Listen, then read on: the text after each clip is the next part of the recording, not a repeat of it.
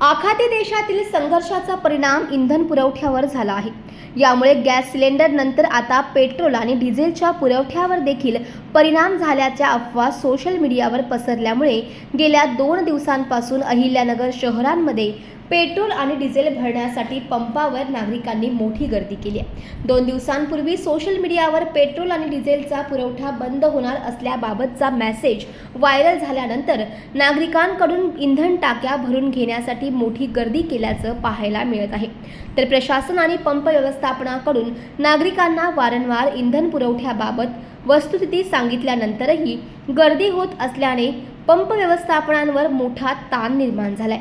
अहिल्यानगर जिल्ह्यामध्ये पेट्रोल आणि डिझेलचा तुटवडा नसल्याचं प्रशासनाकडून सांगण्यात आलंय, तर पेट्रोल पंप चालकांकडून देखील या माहितीला दुजोरा देण्यात आलाय। तर शहरातील सर्वच पेट्रोल पंप चालकांकडे मागणीपेक्षा अधिक पेट्रोल उपलब्ध असल्याचं देखील पंप चालकांनी सांगितलंय। तरी देखील नागरिक गर्दी करत असल्याचं दिसतंय। पेट्रोल पंपावरील गर्दीचा आणि पेट्रोल डिझेल पुरवठ्याबाबतचा आढावा घेतलाय आमचे अहिल्यानगरचे प्रतिनिधी गिरीश रासकर यांनी। इराण आणि इस्रायल युद्धाचा परिणाम जो आहे ते आता भारतावर झाल्याचा पाहायला मिळतो।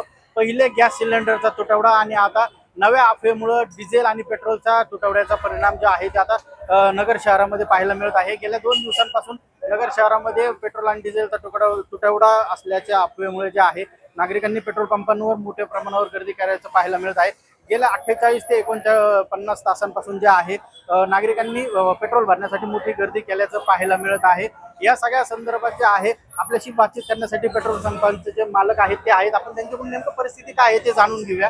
सर, नेमकी गर्दी होती, नेमकी काय कारण आहे गर्दी व्हायची? नाही, मी जसं सांगितलं की परवा कधीतरी सोशल मीडियावर आलं होतं की बहुतेक युद्ध लांबलं तर लॉकडाऊन सदृश्य परिस्थिती होऊ शकते। ते एक भीतीपोटी लोकांनी ते पंपाकडे धाव घेतली की जसं आपल्याला गॅस मिळत नाही तसं जर पेट्रोल डिझेल नाही मिळालं तर काय होईल। काय नेमकं अफवा आली त्यानंतर कशी धुंबड उडालेली आहे, नागरिकांना तुम्ही काय आवाहन केलेलं आहे? आम्ही असंच आवाहन केलंय की हो तुम्ही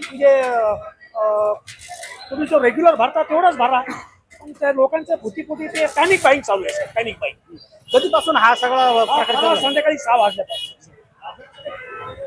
सध्या स्टॉक बाबत काय परिस्थिती आहे? स्टॉक माझ्याकडे सकाळी पेट्रोल साधारणतः 12,500 लिटर होतं आणि डिझेल 9,000 लिटर होतं आणि आजही परत 20,000 पेट्रोल माझं येतं आहे। हे मी तुम्हाला याचा स्क्रीनशॉट देतो की गाडी 10:40 निघाली आहे।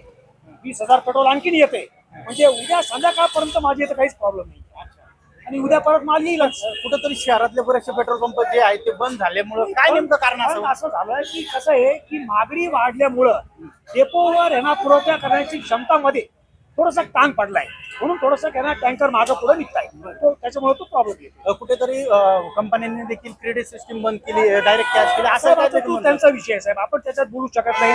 त्यांनी सांगितलं रोख पैसे भरा, आम्ही रोख पैसे भरतो।